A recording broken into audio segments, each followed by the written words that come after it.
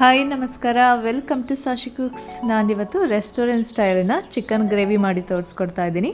ಹೇಗೆ restaurant ಸ್ಟೈಲ್ನಲ್ಲೆಲ್ಲ chicken gravy ತಿಕ್ಕಾಗಿ ತುಂಬ ಕ್ರೀಮಿಯಾಗಿರುತ್ತಲ್ವ, ತಿನ್ನಲಿಕ್ಕೆ ಸಖತ್ ಟೇಸ್ಟ್ ಆಗಿರುತ್ತೆ.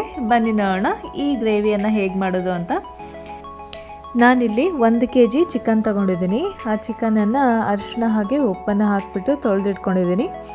ಇದಕ್ಕೆ 1.5 ಟೇಬಲ್ ಸ್ಪೂನು ಶುಂಠಿ ಬೆಳ್ಳುಳ್ಳಿ ಪೇಸ್ಟ್ ಹಾಕ್ತಾಯಿದ್ದೀನಿ. ನಾನು ಟೋಟಲ್ ಆಗಿ ತೊಗೊಂಡಿರೋದು 2 ಟೇಬಲ್ ಸ್ಪೂನು ಶುಂಠಿ ಬೆಳ್ಳುಳ್ಳಿ ಪೇಸ್ಟು. ಇಲ್ಲಿ ಮ್ಯಾರಿನೇಟ್ಗೋಸ್ಕರ 1.5 ಟೇಬಲ್ ಸ್ಪೂನ್ ಹಾಕಿದ್ದೀನಿ. ಇದಕ್ಕೆ 1/4 ಸ್ಪೂನು ಉಪ್ಪನ್ನು ಹಾಕಿದ್ದೀನಿ. ಹಾಗೆಯೇ 1.5 ಟೇಬಲ್ ಸ್ಪೂನು ಧನಿಯಾ ಪುಡಿಯನ್ನು ಹಾಕ್ತಾಯಿದ್ದೀನಿ. ಹಾಗೆಯೇ 1/4 ಸ್ಪೂನು ಗರಂ ಮಸಾಲ ಪುಡಿಯನ್ನು ಹಾಕಿದ್ದೀನಿ. ಹಾಗೆಯೇ ಅರ್ಧ ಟೇಬಲ್ ಸ್ಪೂನು ಜೀರಿಗೆ ಪುಡಿಯನ್ನು ಹಾಕ್ತಾಯಿದ್ದೀನಿ. ಹಾಗೆಯೇ ಅದಕ್ಕೆ 1 ಟೇಬಲ್ ಸ್ಪೂನು ಖಾರದ ಪುಡಿಯನ್ನು ಹಾಕ್ತಾಯಿದ್ದೀನಿ. ಹಾಗೆ 1/4 ಟೀ ಸ್ಪೂನು ಇದಕ್ಕೆ ಅರಿಶಿನ ಪುಡಿಯನ್ನು ಹಾಕ್ತಾಯಿದ್ದೀನಿ. ಇವೆಲ್ಲವೂ ಕೂಡ ಚೆನ್ನಾಗಿ ಮಿಕ್ಸ್ ಮಾಡ್ಕೊಳ್ಳೋಣ ಚಿಕನ್ನಿಗೆ. ನೋಡಿ, ಇದನ್ನು ಚೆನ್ನಾಗಿ ಕೈಯಲ್ಲೇ ಮಿಕ್ಸ್ ಮಾಡ್ಕೊಳ್ಳಿ. ನೋಡಿ, ಇಲ್ಲಿ ಚಿಕನನ್ನು ನೀಟಾಗಿ ಈ ಥರ ಮಿಕ್ಸ್ ಮಾಡ್ಕೊಳ್ಬೇಕಾಗತ್ತೆ. ಈಗ ಇದಕ್ಕೆ 1 ನಿಂಬೆಹಣ್ಣನ್ನು ಹಿಂಡಿ ಹಾಕ್ಕೊಳ್ತಾ ಇದ್ದೀನಿ. ನಿಂಬೆ ರಸ ಕೂಡ ಒಳ್ಳೆ ಟೇಸ್ಟ್ ಕೊಡುತ್ತೆ. ನೋಡಿ, ಇದನ್ನು ಕೂಡ ಮಿಕ್ಸ್ ಮಾಡ್ಕೊಂಡ್ಬಿಟ್ಟು ಚಿಕನನ್ನು ಒಂದು 20-30 ನಿಮಿಷ ಆದರೂ ಮ್ಯಾರಿನೇಟ್ ಮಾಡಬೇಕಾಗತ್ತೆ. ನೀವು 1 ಗಂಟೆ ಬಿಟ್ಟರೂ ಕೂಡ ಚೆನ್ನಾಗಿರುತ್ತೆ. ಉಪ್ಪು ಖಾರ ಹುಳಿ ಎಲ್ಲ ಚೆನ್ನಾಗಿ ಹಿಡ್ದಿರುತ್ತಲ್ಲ ಚಿಕನ್ನು. ಗ್ರೇವಿಗೆ ಹಾಕುವಾಗ ತುಂಬ ಚೆನ್ನಾಗಿರುತ್ತೆ ಚಿಕನ್ನು. ಮಿನಿಮಮ್ಮು ಒಂದು 20 ಮಿನಿಟ್ಸ್ ಆದರೂ ಮ್ಯಾರಿನೇಟ್ ಮಾಡಬೇಕಾಗತ್ತೆ. ಈಗ ನಾನಿಲ್ಲಿ 2 ಟೇಬಲ್ ಸ್ಪೂನ್ ಎಣ್ಣೆ ಹಾಕ್ಕೊಂಡಿದ್ದೀನಿ. 2 ಅಥವಾ 3 ಟೇಬಲ್ ಸ್ಪೂನು. ಇದಕ್ಕೆ 3 ಈರುಳ್ಳಿಯನ್ನು ಸಣ್ಣದಾಗಿ ಹೆಚ್ಕೊಂಡು ಹಾಕ್ಕೊಂಡಿದ್ದೀನಿ. ಹಾಗೆಯೇ ಇದಕ್ಕೆ ಅರ್ಧ ಟೇಬಲ್ ಸ್ಪೂನು ಶುಂಠಿ ಬೆಳ್ಳುಳ್ಳಿ ಪೇಸ್ಟ್ ಹಾಕ್ಕೊಂಡಿದ್ದೀನಿ. ಟೋಟಲ್ ಆಗಿ 2 ಟೇಬಲ್ ಸ್ಪೂನು. ಈರುಳ್ಳಿ ಮತ್ತು ಶುಂಠಿ ಬೆಳ್ಳುಳ್ಳಿ ಪೇಸ್ಟನ್ನು ಚೆನ್ನಾಗಿ ಬಾಡಿಸ್ಕೊಂಡಾದ್ಮೇಲೆ ಇದಕ್ಕೆ 3 ಅಥವಾ 4 ಟೊಮೆಟೊವನ್ನು ರುಬ್ಬಿ ಹಾಕ್ಕೊಳ್ಳಿ. ನೋಡಿ, ಇಲ್ಲಿ ಟೊಮೆಟೊ ಕುದೀತಾ ಇದೆ. ಈಗ ಅದಕ್ಕೆ ಅರಿಶಿನ ಪುಡಿ ಕೂಡ ಹಾಕ್ಕೊಂಡಿದ್ದೀನಿ, 1/4 ಟೀ ಸ್ಪೂನು. ಹಾಗೆಯೇ ಅರ್ಧ ಟೇಬಲ್ ಸ್ಪೂನು ಧನಿಯಾ ಪುಡಿಯನ್ನು ಹಾಕ್ಕೊಂಡಿದ್ದೀನಿ.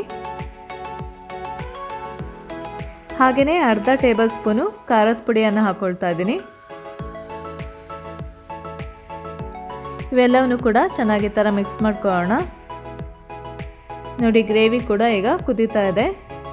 ನೋಡಿ, ಈಗ ಚಿಕನ್ ಗ್ರೇವಿ ಮಾಡಲಿಕ್ಕೆ ಈರುಳ್ಳಿ ಟೊಮೆಟೊ ಗ್ರೇವಿ ರೆಡಿಯಾಗಿದೆ. ಈಗ ಇಲ್ಲಿ ನಾನು ಇನ್ನೊಂದು ಪ್ಯಾನ್ನಲ್ಲಿ 1-2 ಟೇಬಲ್ ಸ್ಪೂನ್ ಎಣ್ಣೆ ಹಾಕ್ಕೊಂಡಿದ್ದೀನಿ. ಅದಕ್ಕೆ ಈ ಚಿಕನ್ ಪೀಸಸ್ನ ಹಾಕ್ಕೊಳ್ತಾ ಇದ್ದೀನಿ. ಮ್ಯಾರಿನೇಟ್ ಮಾಡಿರ್ತಕ್ಕಂಥದ್ದು ಒಂದು ಅರ್ಧ ಗಂಟೆ ಮ್ಯಾರಿನೇಟ್ ಮಾಡಿದ್ದೆ ನಾನು. ನೋಡಿ, ಈ ಥರ ತಿರುಗಿ ಹಾಕ್ಕೊಂಡು ಚಿಕನ್ ಪೀಸಸ್ನ ಚೆನ್ನಾಗಿ ಬೇಯಿಸ್ಕೋಬೇಕಾಗತ್ತೆ. ನೀವು ಏರ್ ಫ್ರೈಯರಲ್ಲೂ ಕೂಡ ಈ ಥರ ಕುಕ್ ಮಾಡ್ಕೋಬೋದು. ಗ್ರಿಲ್ಲನ್ನು ಚಿಕನ್ ಗ್ರಿಲ್ ಮಾಡ್ತಾ ಇದ್ದೀವಿ ಇಲ್ಲಿ. ನೋಡಿ, ಚಿಕನ್ ಗ್ರಿಲ್ ಮಾಡಿ ರೆಡಿಯಾಗಿದ್ದನ್ನು ನಾವೀಗ ಈರುಳ್ಳಿ ಟೊಮೆಟೊ ಎಲ್ಲ ಹಾಕಿ ಗ್ರೇವಿ ಮಾಡ್ಕೊಂಡಿದ್ವಲ್ಲ, ಆ ಗ್ರೇವಿಗೆ ಹಾಕ್ಕೊಂಡಿದ್ದೀನಿ ಚಿಕನ್ ಗ್ರಿಲ್ ಪೀಸಸ್ನ.